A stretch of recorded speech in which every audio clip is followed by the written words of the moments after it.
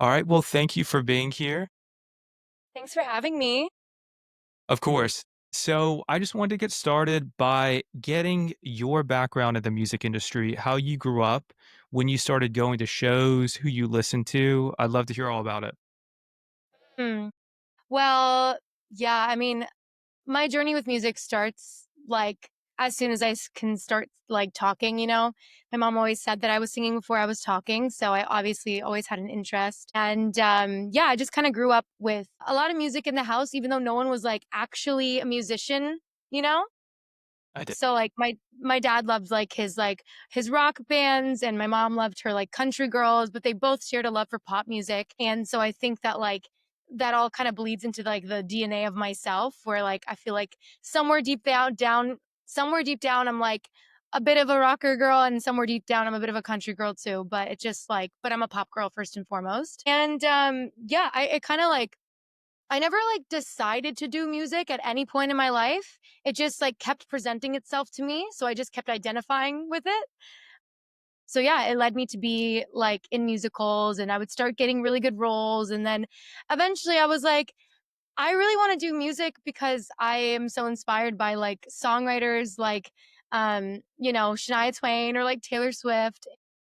I was like, I'm going to get a guitar and I'm going to start writing songs. And yeah, that kind of like fueled my passion until eventually I was like, sorry, this is such like an out of sorts way of saying this.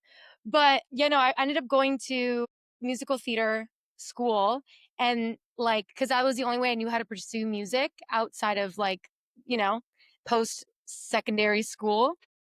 So, what began your journey into music? What was it like growing up? Some of your favorite artists to listen to when you decided to start going to shows and just what that experience was like?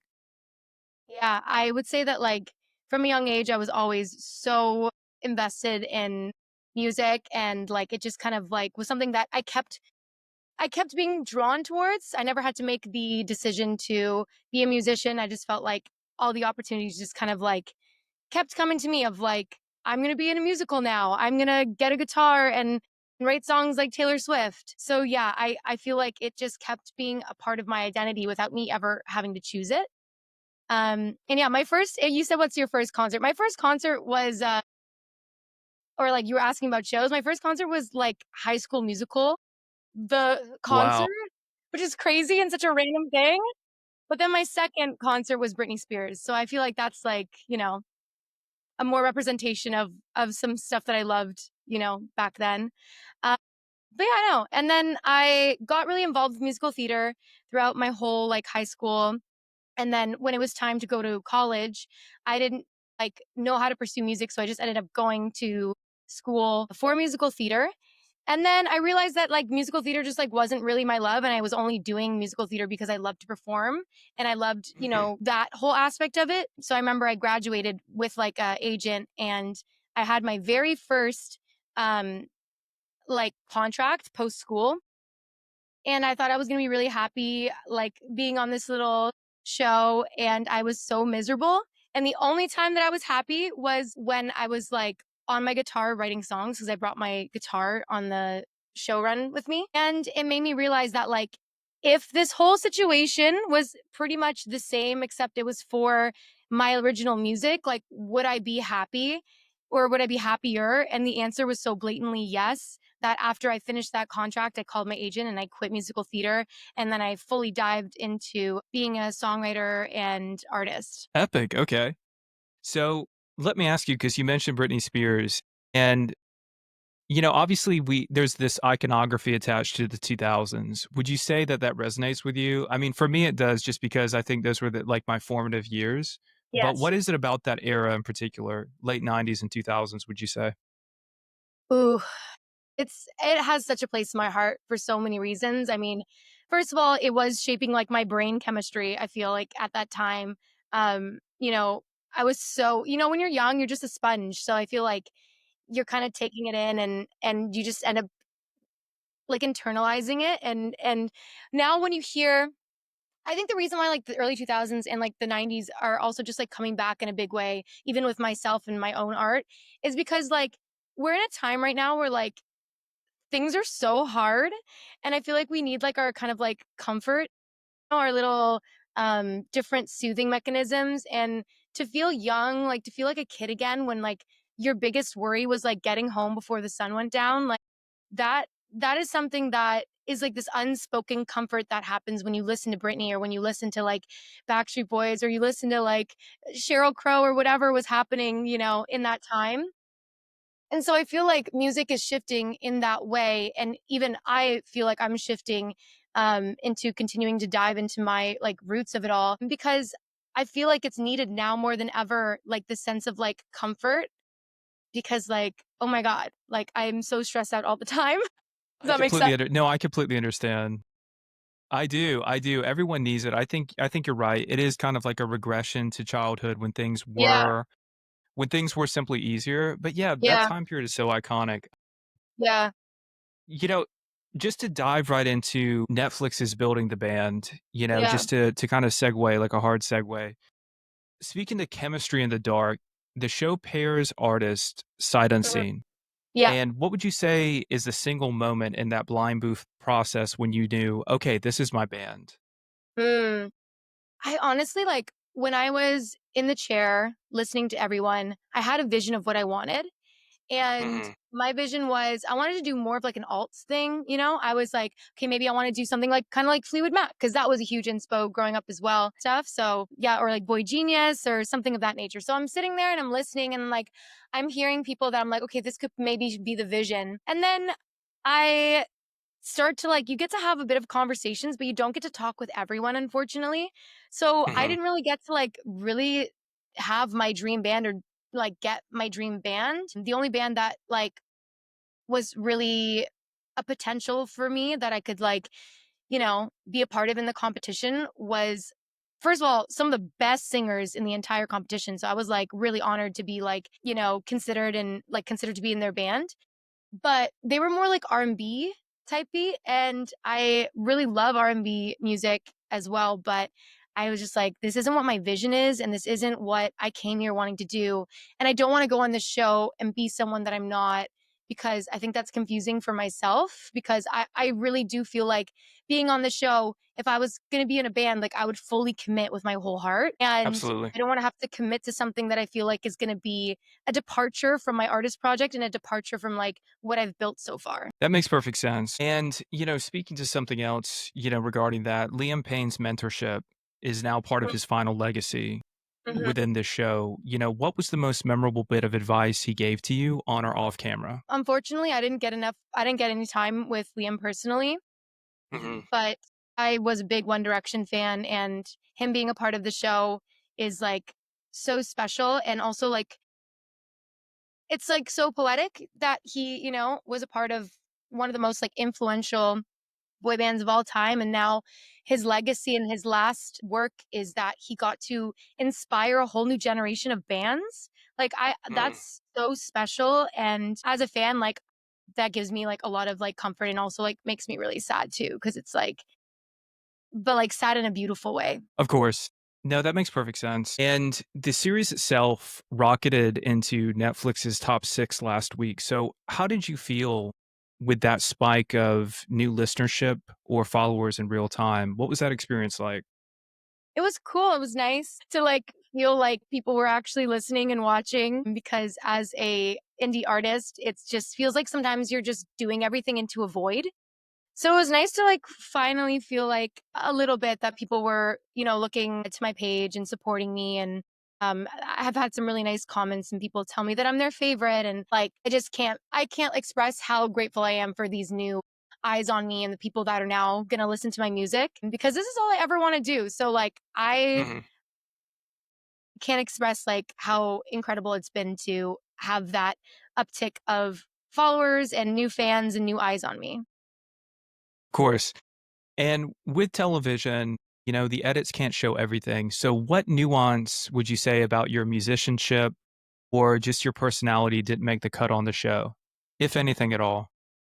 Yeah, I mean, there was so much that you record in that time, and for it to be chopped down is like, it's so funny. In some ways, it's a relief, because you're like, you know what, I came off good. They didn't give too much. That's great. Or but in other ways, it's also like like they cut down my audition a little bit, like to make it, I think, enough time for the episode.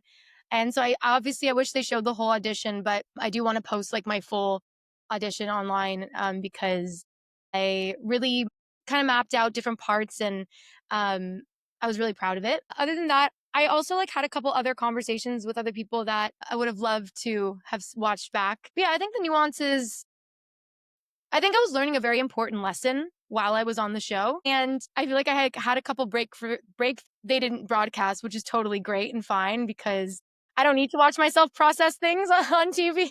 But I think I just realized that, like, not like, first of all, like, I learned two things. And one of them is that you can be in a place with like other people who are so like minded and still not be like, how do I say this? Like, you can be in an environment where everyone's very like-minded and everyone feels like they're the outcast, and like for you to still feel like you don't belong there, it's like it's not that you don't belong there, it's just that like it's their time and yours is coming. And so I felt like that was like a powerful breakthrough, that was just like it doesn't have to be my moment for me to A, still be grateful to be a part of it, and B, for this to still like help define like what my career is going to be.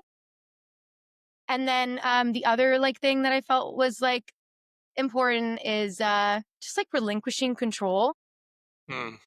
You really had no real control over what was happening at any given moment, and even, like, watching it back, I had no control, like, what they would show, what they wouldn't show. And so being okay with, like, with having, like, the littlest control you've ever had over your entire career, um, was a learning curve, and something that I will continue to learn. But I'm grateful that I had that, because if you wanna continue to be in this industry, there's gonna be so many points in time where you're just, like, entirely out of control. Mm. Absolutely. Yeah, I mean, the creative industry as a whole, absolutely. Mhm. And if you could step back in as a mentor for season 2, hypothetically, what would you teach next year's contestants about navigating overnight buzz? I would say if I had to, like, give advice, or, like, if I had to give advice for next season, and, like, dealing with the eyes on them, I would definitely say, like, it's such a cliche thing to say, but you have to ignore the hate, you know? And, of course, if there's something that you need to, like, take accountability for, like, that's one thing. But, like, some people are just gonna see you and not love you, and, like, that's just what it's gonna be, you know? I'm sure if they like got to know you in a deeper capacity, they might have a different opinion, but not everyone is gonna have the empathy for you that you have for yourself. And that's so okay, because you can't get anything you want in life without a little bit of like tension. Yeah, of So course. Of course. Yeah, it's always that struggle. So, regarding the YU music video, it was a dreamy visual set in Venice, and it's been called your most vulnerable work yet. Could you tell me where that song came from and kind of the place of where that song came from? yeah, the origin of that song, of course, comes from like a real feeling and a real experience. I kind of had written my whole project, and it was all about the same person. And I really thought I had like written them out of my system. And then they kept coming back like a cockroach, or like you know, like a reoccurring chronic disease in in my mind. Not even like, so I was like, oh, why you? Like, I've dated like really great guys. I've dated this. I like, why you? Like, what is your magic spell over me? And so I remember I was on a walk and I was thinking about this, and I was like, am I really about to go into the studio and write another song about this man? But then I had a couple lines that I had written on that walk, and one of them was like the second verse lyric, which is why hurry, your stories never stop. It's feeling like an orgy with every girl before me. So I was like, wouldn't that be crazy if I put that in a song? And then I was like, maybe I should put that in a song. It's kind of crazy. And yeah, my friends, like, so it's I wrote it with my collaborators that I wrote my whole last project with, and we weren't trying to like genuinely write a song in that moment. We kind of were just hanging out and like finishing up another song. And then I like Adam, who's like one of the producers, just started like playing this insane bass line, and it just like kind of poured out of us. And it was like, well, looks like we wrote one more song about him. What do you think that is about writing songs about relationships that's so compelling? I mean, it's probably the most human thing that we can do. But Mhm. why do you think great art in particular, your art in particular, is inspired by relationships? Yeah, I think, it's just like for me, tension is such an appealing thing to write about. Like, from tension, there's so many angles that you can take lyrically. So I feel like the tension of like yearning or miscommunication uh is like very easy. It's just like it's like an open faucet for me, you know? And Mhm. that's not that that's all I write about. I do write about other things, but there's nothing like hearing a song that kind of breaks your heart a little bit that I really like to chase that feeling. But the other thing is like some people that you meet are just like better muses than others. And Mm, I don't exactly know why, but like I think like a little part of me will always be writing about that person. mhm. And I think it's just some people just have that muse energy with you. I like that explanation. Yeah. Exactly, exactly. Mhm. And you shot the video for Why You in Venice, and this was just days before the episode aired. So how did those canals and faded pastel backdrops amplify the song's mood, if there was an aesthetic quality to it? Yeah, I shot that with my friends yeah, in Venice, and it kind of like felt right to do it in Venice because it was like kind of a place where I contemplated a lot of like the situation as it was unfolding. So it just kind of felt like bringing everyone to like a place where I don't know, it just felt authentic to contemplate this relationship. So that's kind of why I wanted it there. And I also liked the grittiness of Venice Beach. There's like a little skate park. There's, you know, the courts and stuff. It just felt kind of industrial and like both nature but abrasive. And I feel like the song is has like this like surfer element about it, but it is also like kind of like tough and rough. So I don't know. It just felt like really right for the song. And segueing just a little bit, what single lyric hits you the hardest when you perform that song live and why? I mean, I love the line that's like, why her, your stories never stop. It's feeling like an orgy with every girl before me, which I did mention already, but I love it because it's just what it was. Like he just kept talking about this girl and that girl and what they did and this, and it was just like, you need to stop because every time we're together now, I'm thinking about these other girls and I'm not with you. I'm with all of them with you right now. So I felt like it was just like exactly how I was feeling.